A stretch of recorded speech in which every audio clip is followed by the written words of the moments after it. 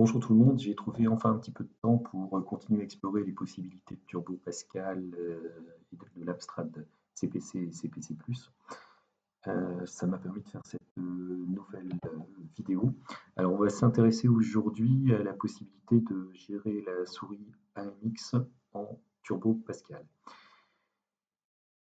Ce que je vous propose, c'est déjà de vous montrer ce que ça donne à la fin avec un petit programme très simple qui montre quelques fonctionnalités possibles, de voir ensuite comment tout ça se programme et de terminer par un petit survol de l'unité UMouse qui permet de gérer tout ça. Donc on y va, je lance le petit programme, on regardera ensuite comment tout ça est fait. Vous voyez que j'ai mon curseur de souris qui est là. Alors je suis dans l'émulateur, hein, je peux utiliser le touchpad comme ici. Moi j'ai plutôt l'habitude d'utiliser le trackpoint. Ça marcherait évidemment avec une souris connectée sur mon port USB. Je n'ai pas pu tester sur mon Amstrad CPC parce que je n'ai pas de souris AMX. Par contre, là, je suis en train de regarder pour y installer un adaptateur qui permettra de brancher une souris PS2. J'ai cependant testé avec le joystick parce que la souris AMX est compatible joystick et ça fonctionne très bien avec la vitesse que l'on voit ici. Donc, ce que fait ce petit programme, donc je déplace ma souris, ça gère effectivement donc il s'arrête quand il est en bord de l'écran. Euh, Si je fais un clic gauche, apparaît à la position du curseur les coordonnées du curseur. Vous voyez que c'est assez précis, hein. Je peux bouger, je peux me positionner assez facilement ici sur le point rouge. Là, par exemple, c'est assez précis. Bon, c'est tout de même pas aussi précis que la souris de Windows, mais enfin, on est pas loin. On est ici en mode 1, donc ça fonctionne très bien. Le même programme fonctionne de la même façon en mode 0. Ici, on est en mode 0, hein, avec un affichage de couleurs. Alors, comme je ne force que les 4 premières couleurs, les autres sont un peu aléatoires ou peut-être par défaut, d'où ces points clignotants que vous voyez, puisque l'abstract permet de fixer des encres avec deux couleurs clignotantes. Celui-ci en mode 0, bah, c'est exactement la même façon de procéder. Vous remarquerez, ça c'est très intéressant avec les sprites hardware, c'est que les sprites hardware sur le CPC+, sont complètement indépendants du mode. Ce qui veut dire que le curseur de ma souris, j'ai beau être en mode 0, c'est-à-dire une résolution quand même relativement basse, mon curseur de souris reste, on va dire, dans un équivalent de mode 2. Il pourrait d'ailleurs être en 16 couleurs, enfin une couleur de transparence et 15 couleurs que je choisis. En l'occurrence, là, vous voyez, il y a juste une couleur noire et une couleur blanche, mais qui est complètement indépendante des palettes de l'écran. Donc, le mode 0, le mode 1, ben, on peut aussi voir le mode 2. Hein, vous voyez ici, on n'a plus que deux couleurs. Et j'ai une précision qui est plus grande, hein. Je suis en 118, 103, et je peux monter ici jusqu'à 600, 620 si la mémoire est bonne. Bon, là, on ne voit pas l'affichage puisqu'il démarre à la position du curseur. Donc tout ça est très rapide, très pratique, et on peut me dire que je suis agréablement surpris. Je ne pensais pas que ça serait si simple et si efficace. Donc les trois modes hein, qu'on a vu ici, moi je vais repasser en mode 1 par exemple. On gère aussi le type de curseur, ici un sablier, et vous voyez que le changement est instantané, hein. Donc un doigt qui permet de sélectionner par exemple quelque chose et la main qui permettra de déplacer des objets. On verra ça tout à l'heure. Mais je peux venir ici à mon curseur traditionnel. Donc on change très facilement de curseur. On vient au curseur traditionnel.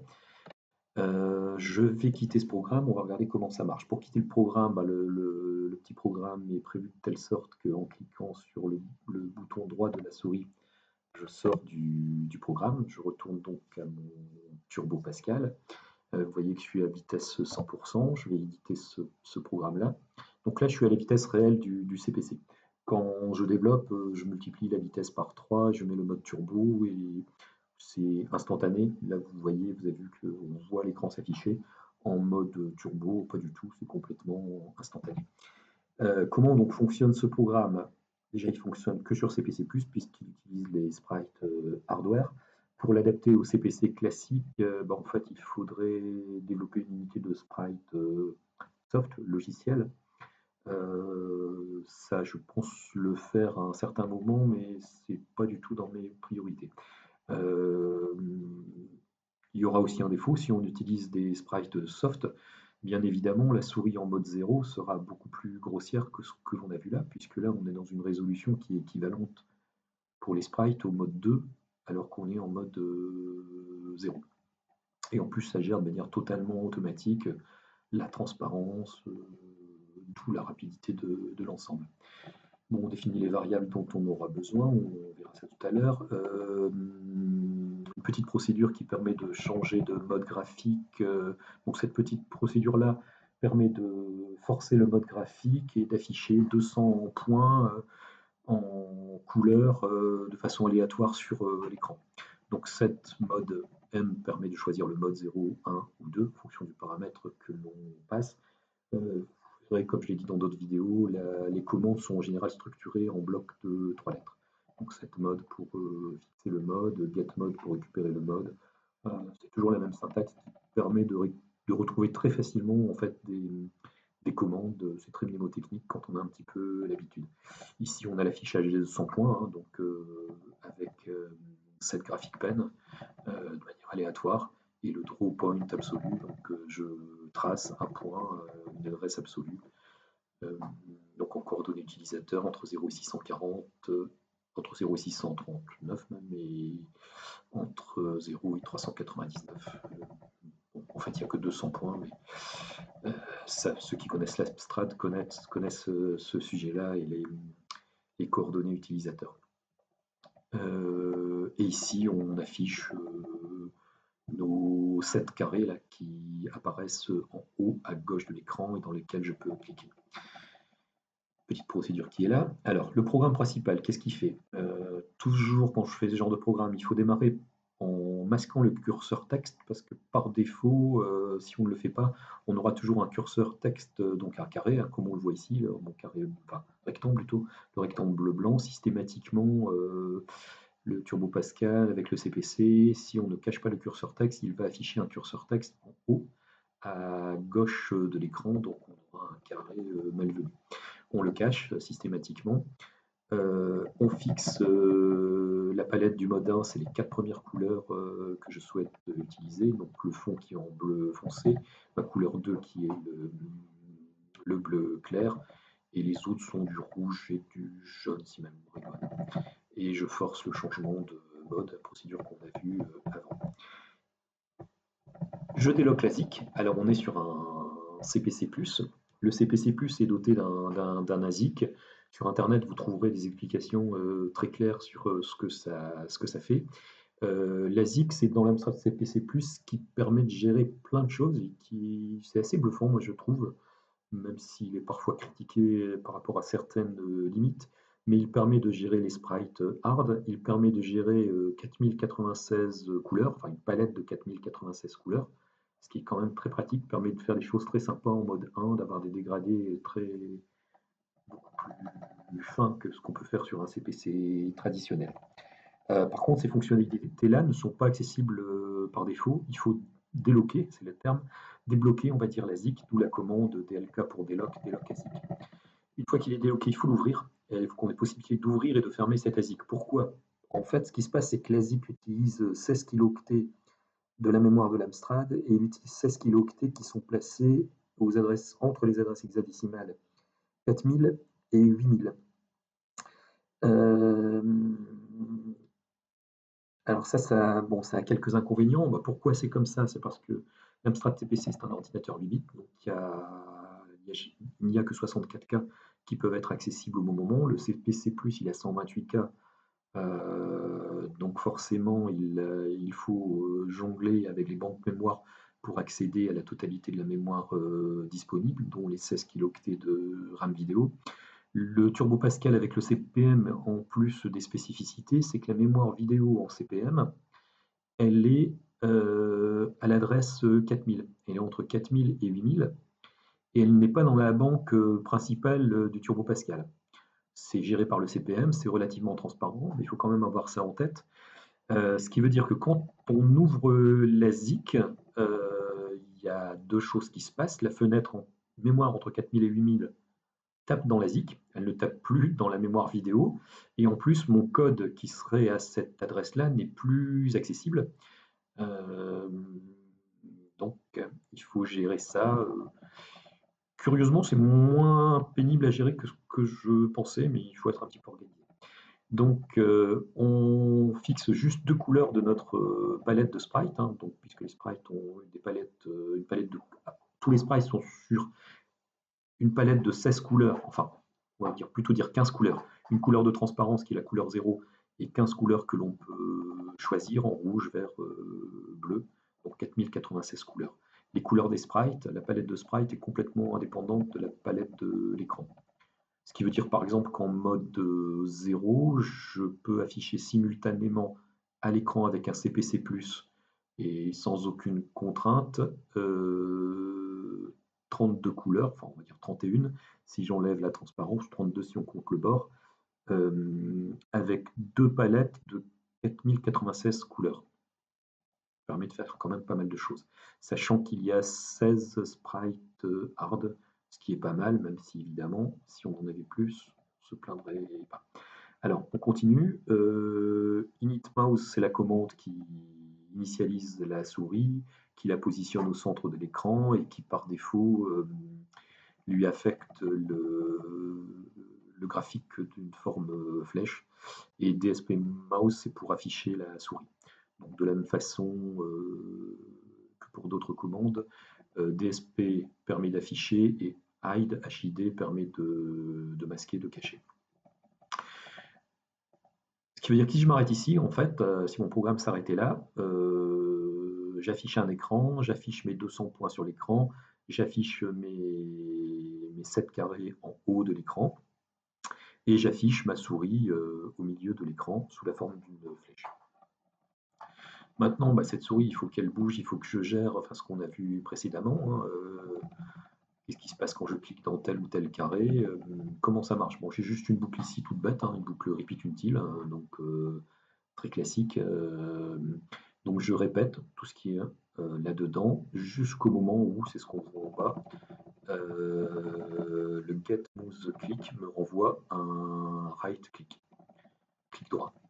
Donc je sortirai de cette boucle en appuyant sur le bouton droit de ma souris. À l'intérieur de la boucle, qu'est-ce que je fais? J'ai un petit délai, petite pause, parce que sinon ça va trop vite.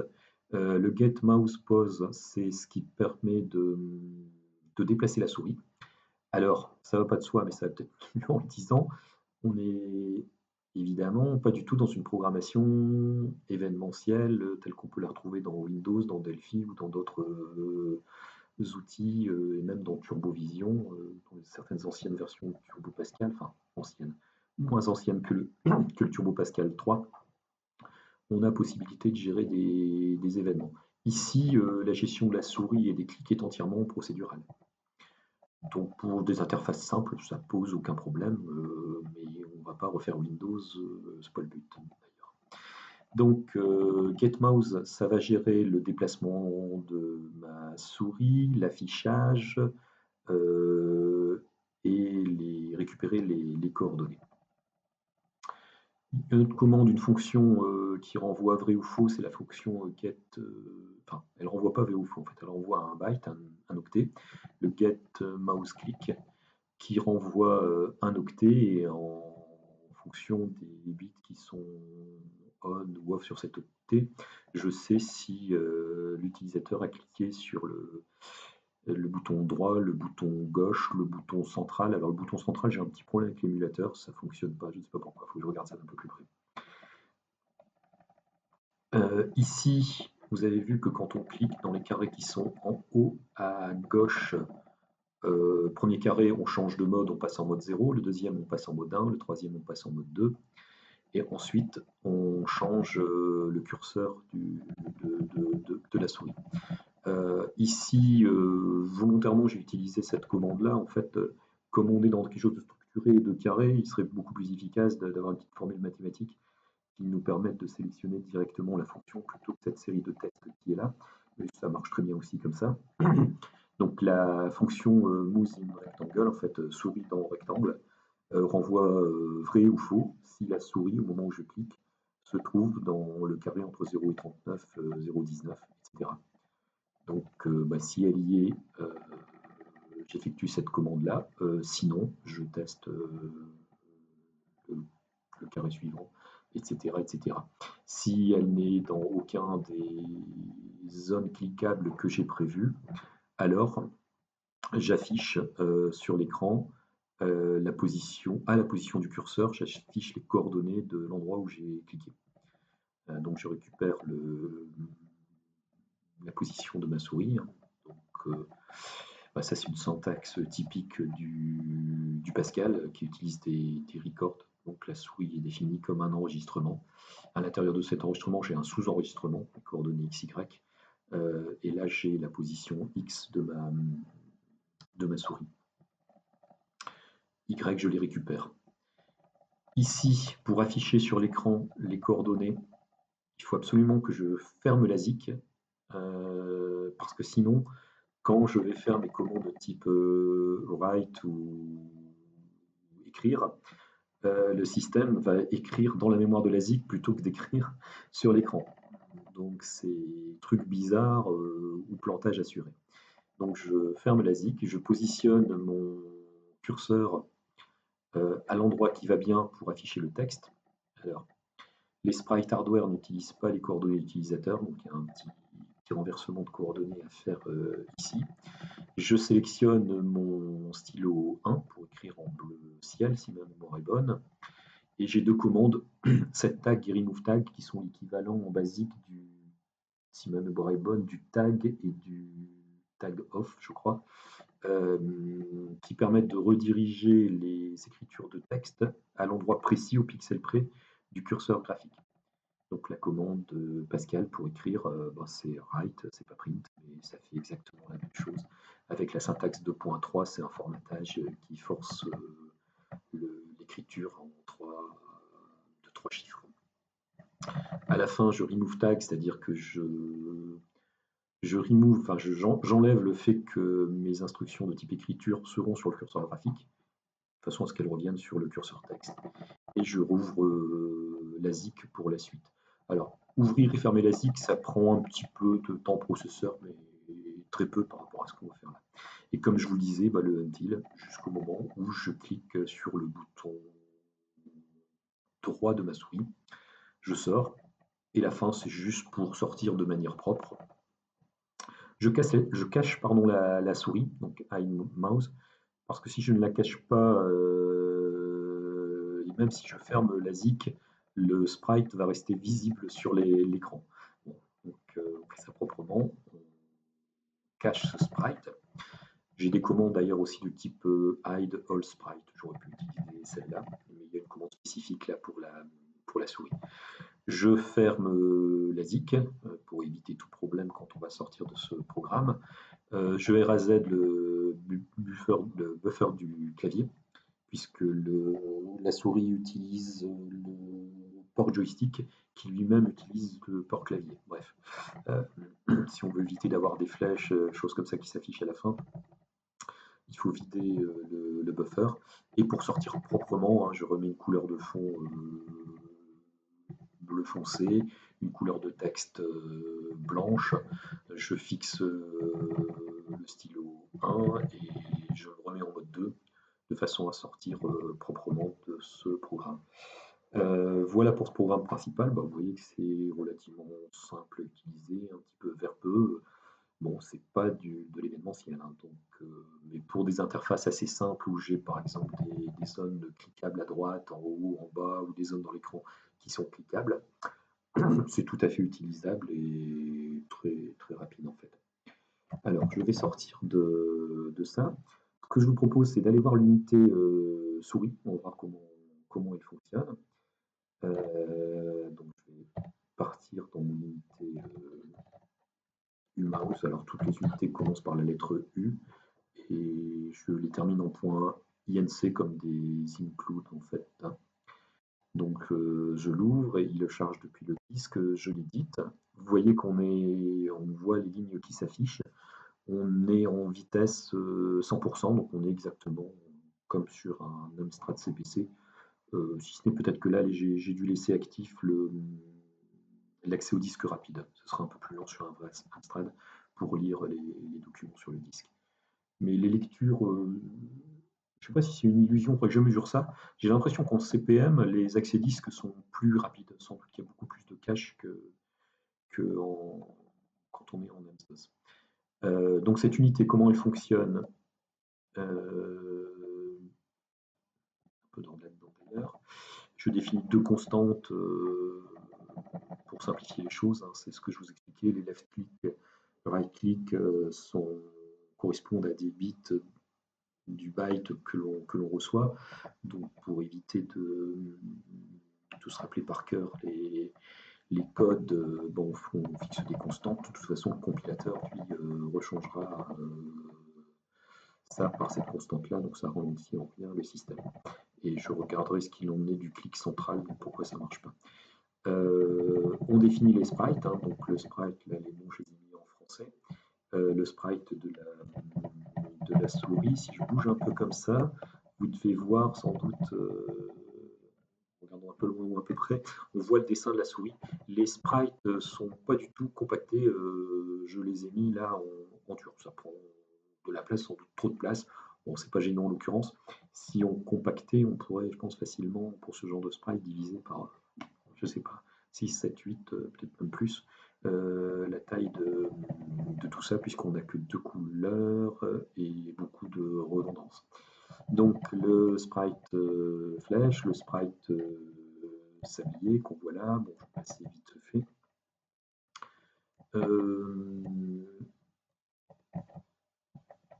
J'ai dû appuyer sur une touche curieuse. Je ne sais pas pourquoi il ne veut plus.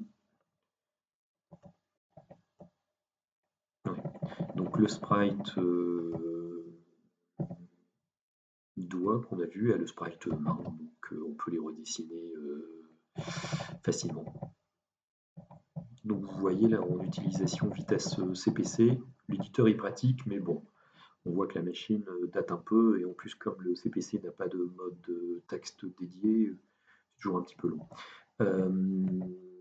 Ça, je ne l'utilise pas pour le moment, c'est ce qui me permettra par la suite de connaître quel est le curseur affiché. Donc le Turbo Pascal, enfin le Pascal en général, permet de gérer ce que je vais appeler ici des listes ordonnées. C'est assez sympa en termes de lisibilité du code. Je crois que c'est un des seuls langages qui fait ce genre de choses. Donc, ce ne sont pas des constantes, en fait, c'est un nouveau type de code que l'on crée. Pascal appelle ça des séquences ordonnées, je ne me souviens plus du terme exact, mais on peut utiliser ça par exemple dans une boucle. Je pourrais dire for i de point égale c flèche ou ses mains, faire quelque chose, et il va automatiquement mettre ces valeurs-là dans la variable i, sous réserve que j'ai défini la variable i comme étant du type cmouse. C'est potentiellement intéressant. Bon, nos variables, donc le graphique de ma souris, c'est un sprite qui est défini dans l'unité sprite, ce qui veut dire que l'unité souris, elle nécessite obligatoirement que ce soit intégré en amont de cette unité, l'unité sprite, puisqu'elle l'utilise.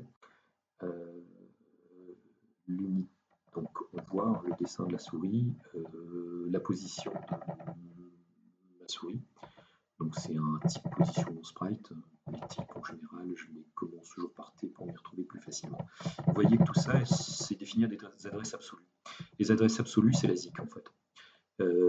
Tous les sprites hardware sont définis dans la mémoire de la ZIC à partir de l'adresse 4000. Bien évidemment, charge au programmeur, quand je vais accéder à MoveSprite, d'être certain que mon ASIC soit open, sinon ça ne va pas bien se passer. Le Turbo Pascal, lui, n'y voit que du feu, hein. Il ne va pas vérifier que l'ASIC est ouvert ou fermé. Si mon ASIC est fermé, en gros, mon sprite souris va être complètement incorrect puisque je vais taper dans une adresse mémoire où il y a autre chose que les sprites. Déplacement de la souris, vitesse de la souris, on verra tout à l'heure. Les procédures que l'on a vues, hein, TSP, mouse, afficher la souris, bon, c'est hyper facile hein, puisque c'est des sprites hardware. Dans mon enregistrement, mon record souris, j'ai Z comme zoom qui permet de détailler le zoom que je veux puisque les sprites sont zoomables en largeur et en hauteur. Ici, en l'occurrence, pour les curseurs de la souris, je suis dans les zooms plus petits, ce qui veut dire que j'ai une résolution très fine de type mode 2, mais avec 16 couleurs possibles. Si je mets le zoom à 0, le sprite ne s'affiche plus. Donc cacher la souris. Il suffit juste de dire que mon sprite mouse, je lui affecte un zoom de 0 et elle va s'effacer. Move mouse, c'est pour forcer un déplacement de la souris. Donc, par exemple, la fixer au début au milieu de l'écran ou quand je décide de la déplacer vers l'endroit où je décide. Typiquement, imaginons qu'on développe un jeu et qu'à un moment on ait possibilité de déposer une pièce sur un jeu. On peut avec ça forcer le déplacement de la souris au pixel exact où on veut qu'elle soit, même si on clique 3 ou 4 pixels à côté. La fonction mouse on sprite, oui, ça je les pense, c'est des choses que je vais développer par la suite. C'est l'interaction entre le curseur de la souris et les sprites hardware. L'idée, c'est de pouvoir déplacer des sprites avec, vous avez vu qu'il y a la doigt qui pointe et la main. Donc, cliquer quand c'est prévu sur un sprite hardware avec le doigt, ça se transforme en main et j'arrive à déplacer mes deux sprites en même temps, ce qui est en fait très, très facile avec les sprites hardware. La commande qu'on a vue tout à l'heure qui permet de vérifier que ma souris, quand je clique, ou pas d'ailleurs, que ma souris est bien à l'intérieur d'un rectangle. Donc ça me renvoie vrai ou faux, c'est tout bête. Si je suis compris entre XR1 et XR2 et YR1 et YR2, je renvoie true, vrai, sinon je renvoie faux. Alors, petite subtilité du Turbo Pascal V3. Par défaut, le Pascal, comme beaucoup de langages compilés, quand il voit qu'il y a une série de end comme ça à la suite, il ne va pas exécuter l'ensemble des tests pour en connaître le résultat. Si le premier tout de suite est faux, il va s'arrêter là. Par contre, il y a un défaut en Turbo Pascal 3, c'est que c'est pas gérable ça. Dans les Turbo Pascal qui ont suivi, on peut forcer l'évaluation totale des expressions de ce type-là, ce qui peut être intéressant quand j'ai des fonctions à certains endroits. Bon, ici, ça pose aucun problème, mais il faut savoir qu'en Turbo Pascal 3, on ne peut pas le faire. Bon, le système, il y a quand même 35 ans. Oui, c'est ça, si je ne me trompe pas, 35 ans. Initialisation de la souris.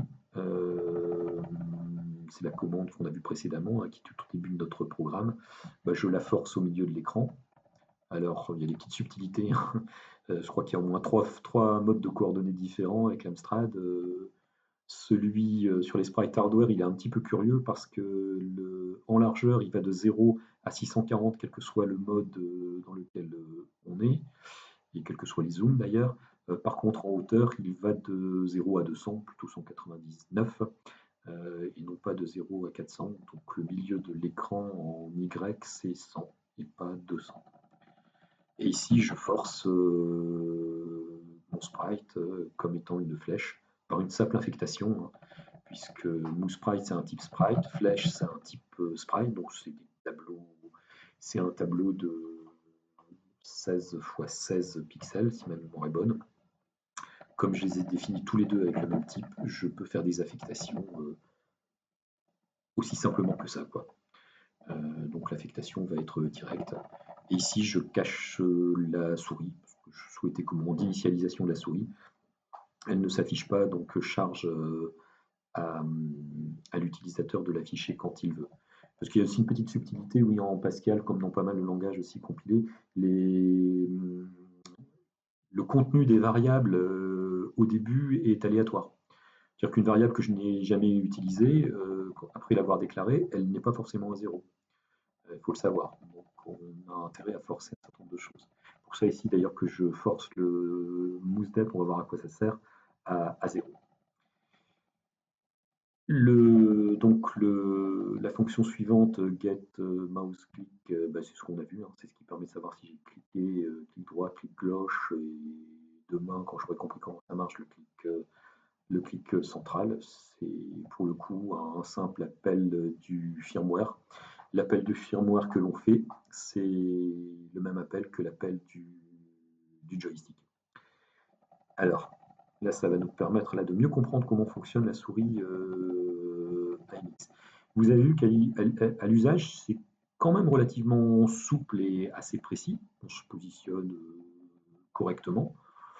Je dirais que ça n'a quand même pas le niveau de souplesse et je trouve pas le terme, de moelleux, c'est pas le bon terme, mais vous l'avez vu sans doute, c'est parfois un petit peu saccadé, mais ça reste très utilisable. Alors pourquoi? Parce qu'en fait, la souris AMX, c'est une souris qui avait été développée à l'époque et qui se branchait sur le port joystick. C'est-à-dire que la souris ne renvoie en aucune façon des coordonnées X ou Y. C'est pas du tout comme ça que ça marche. En fait, elle renvoie l'équivalent mais on continue de ce qu'enverrait le joystick avec des mouvements haut, bas, droite, gauche. Ce qui veut dire qu'il faut une petite gestion logicielle pour que ce soit utilisable et surtout précis. Là, la petite astuce que j'ai trouvée, qui marche plutôt bien, c'est qu'en fait, quand la souris ne se déplace pas, le mouse dep déplacement souris est à 0. Et tant que la souris se déplace, cette variable va s'incrémenter de 1. Donc en Pascal, il n'y a pas en Turbo Pascal 3, il n'y a pas de commande incrément. Dans les versions qui arrivent après, on peut faire INC entre parenthèses nom de la variable. Bon, un plus serait pas mal aussi. C'est un peu verbeux, mais en termes de compilation, je ne pense pas que ça change grand-chose. Donc on incrémente cette valeur. Et vous voyez là dans ce qui suit, si je n'ai aucun déplacement de ma souris, on est dans le else ici, je force le déplacement à 0. Ce qui veut dire que la vitesse de déplacement de ma souris, en fait, est proportionnelle, ou relativement proportionnelle à la durée du déplacement que je fais sans m'arrêter. Ça permet d'avoir des déplacements très fins quand je suis sur des petits secteurs et des déplacements rapides quand je suis sur des longs secteurs. En gros, chaque fois que la souris AMX va m'envoyer un code déplacement vers le haut, déplacement vers le bas, je vais les mémoriser. Et je vais, c'est ce qu'on voit ici, multiplier le déplacement de ma souris, donc ce qu'il me renvoie, le right, left, up, down, par la vitesse. Si je suis en Y, j'enlève tout simplement la vitesse. Si j'ai un petit déplacement, il va se déplacer que d'un pixel à la fois. Si je me suis déplacé longtemps, il va se déplacer de 4, 8 ou 16 pixels d'un coup. Petite subtilité aussi, du fait des différences fortes de résolution en X et en Y, je multiplie par 2 le déplacement en X de façon à ce que les diagonales ressemblent quand même à peu près à des diagonales. C'est beaucoup plus confortable. C'est tout bête et ça marche bien. Et en plus, c'est compatible avec, je ne vous l'ai pas montré tout à l'heure, mais on peut utiliser un joystick à la place de la souris. Ça le fait, c'est un petit peu moins pratique, mais ça marche quand même. Je pense d'ailleurs que la souris AMX ne gère même pas les write-up, write-on les diagonales, de ce que j'ai cru comprendre, elles ne gèrent que les right et les left, d'où cet aspect un petit peu saccadé parfois. C'est un petit peu dommage d'ailleurs, mais bon, ça marche quand même bien. Ici, c'est juste pour gérer qu'on ne sorte pas de l'écran, hein, donc si c'est inférieur à 0, etc. Bon, il y a 2-3 petits tests. Ben voilà, écoutez, ça s'arrête là. Donc on a tout vu. Je vais peut-être prendre un petit peu de temps pour essayer de rajouter, comme je vous le disais, le déplacement, la possibilité d'attraper des objets, enfin des sprites et de les déplacer. Mais en l'état, c'est parfaitement utilisable. Voilà, ben, j'espère que cette vidéo vous aura intéressé, vous aura peut-être donné quelques idées de ressortir votre Amstrad ou de vous amuser avec l'émulateur. À bientôt.